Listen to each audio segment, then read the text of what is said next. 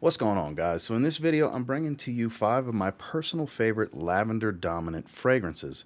I've gotten a lot of feedback every time I do a particular note-style video where it's based around one particular note, and I've had requests to do more, and lavender fragrances are actually one of my personal favorites. Not just having an aromatic quality, but where the lavender is very dominant. It's in the forefront. It's the main player of the fragrance. I have, like I said, 5 of my personal favorites. We have a pair of niche, and then we have 3 designers, affordable designers too, that just hit the mark for me when it comes to lavender heavy fragrances. So I want to talk to you guys about them, so stay tuned.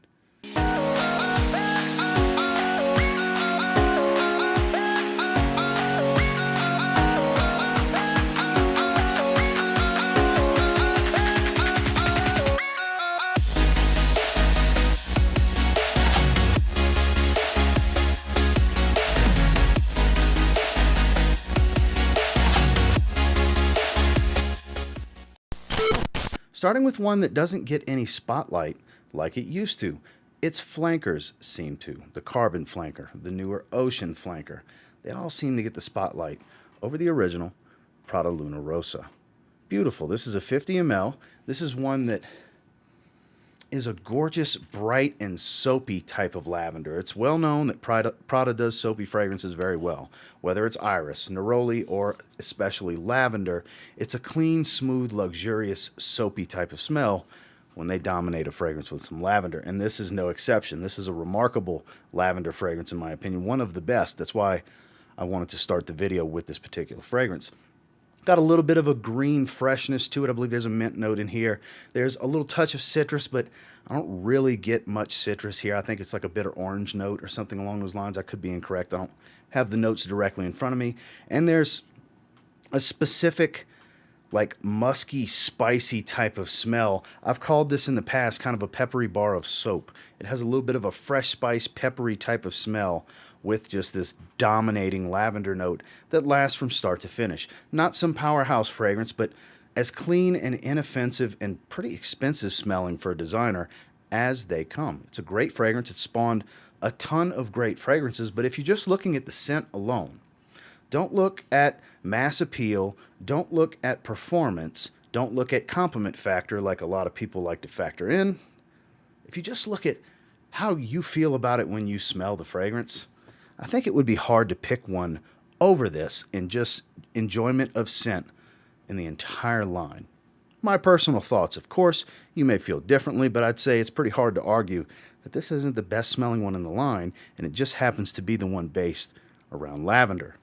Again, that's Prada Luna Rossa, the original. Next is a particular fragrance that I've only worn maybe a handful of times. I haven't spent a lot of time with it, unfortunately, and when putting together the fragrances for this video topic, this was a standout. This one had to be in the 5. It's one that I need to wear again. It's actually built very well to work just fine in the heat.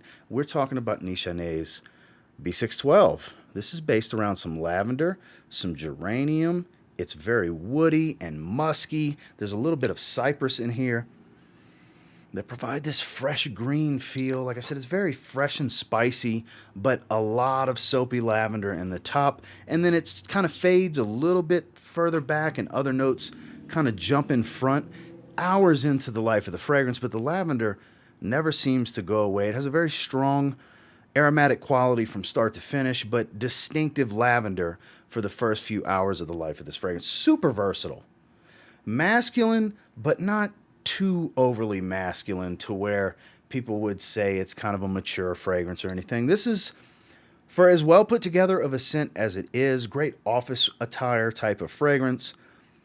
I feel like there's a little bit of kind of riding that line of playfulness and seriousness because there's no darker nuances to it. It's not too heavy in any one thing outside of the lavender to where it can really lean either way. This one kind of rides the line as a great signature scent, to be completely honest. It's got enough power and body to it to work in cooler months, but not so heavy and dark that it works great in hotter months as well.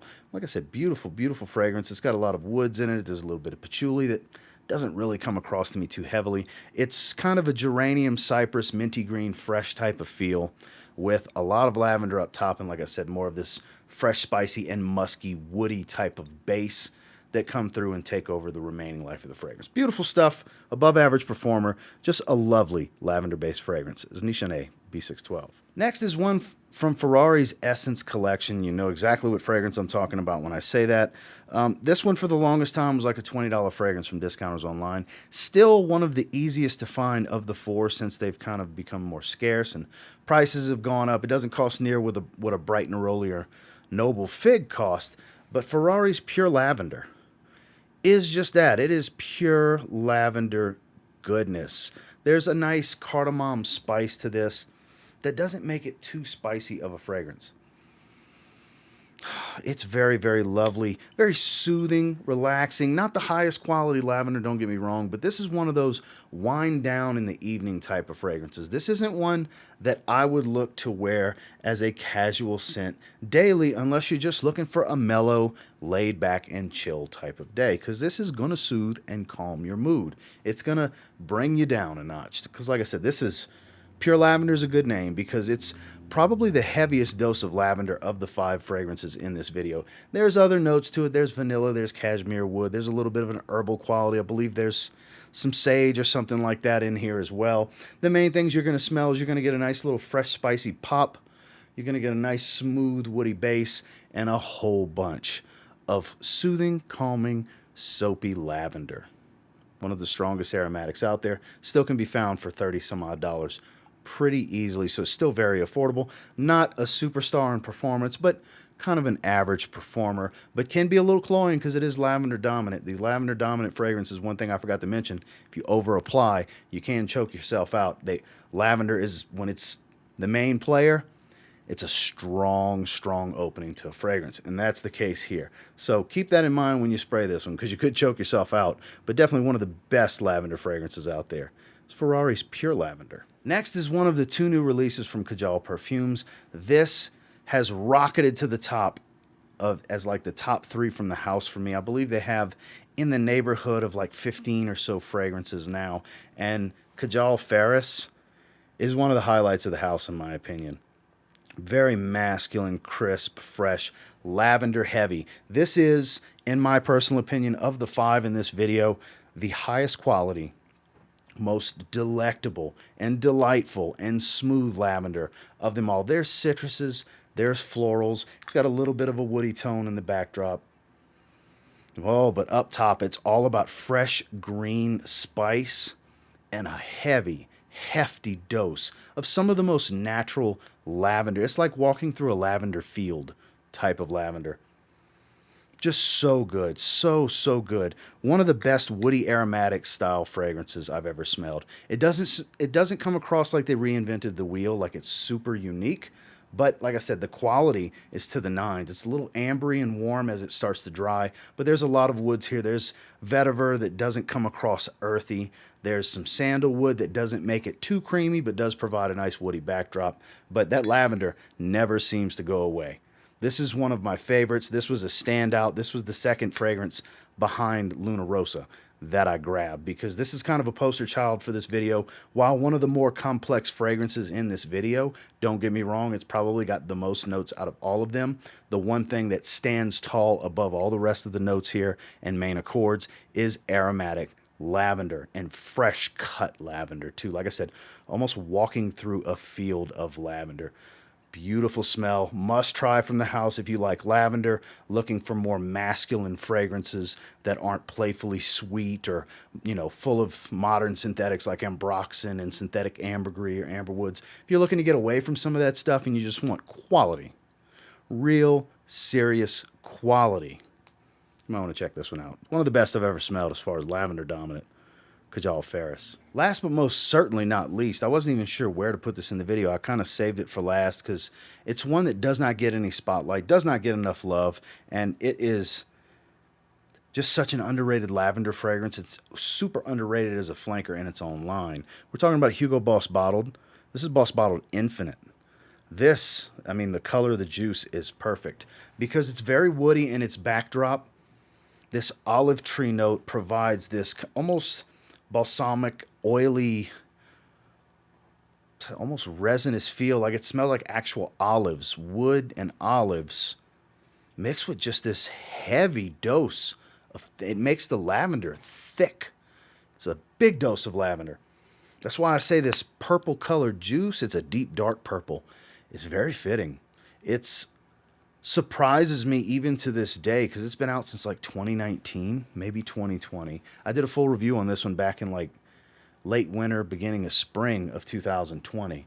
And I still feel the same way. This is a very good, well above average fragrance in every category. It doesn't smell like everything else. You're going to get a hint of the Boss Bottle DNA, the apple, cinnamon, woody type of smell. But because there is a little apple and cinnamon in here, but what takes over this fragrance is the way the lavender is done and this olive tree. That's the main players. The Boss Bottle DNA is ever so present, but in the backdrop. Like I said, the apple cinnamon note, the apple and cinnamon notes are here, and you will smell them. But it doesn't just smell like another slightly twisted version of Boss Bottled. In many ways, it smells like a superior version of Boss Bottled, as long as you're a fan of lavender. And if you're a fan of lavender, you're probably watching this video. Check this one out. Get a sample, get a decant, try it. Flying quietly under the radar. One of the best designer lavender heavy fragrances out there with loads of character. Very super versatile type of scent. Dresses up, dresses down, everyday wear type of thing, regardless of season and situation. It's Hugo Boss, Boss Bottled Infinite. Well, that's the 5 that I have for you today. And until next time, do me a real quick favor. Go ahead and like, comment, subscribe. So I do appreciate all the feedback, and I love hearing from you guys. How many of you have tried any of these 5, and what do you think about them? What's one of your favorite lavender fragrances that wasn't featured here? I have more than just these 5, but these are currently my absolute favorite 5 that if I want to wear something where I'm going to smell like lavender all day, because there's days when I just want that chill vibe, lavender dominant fragrances are good for that. It's a calming, laid back type of vibe with a lavender dominant fragrance. These are the 5 that I immediately think of. If nothing else, just to have a little bit of an aromatherapy session and do one spray on my hand and just kind of sit back and sniff on it for a little while. These are very good fragrances for that kind of stuff. And until next time, I will say, if you get your hands on any of these 5 and you give them a spray now, pretty confident you'll thank me later. Have a good one, guys.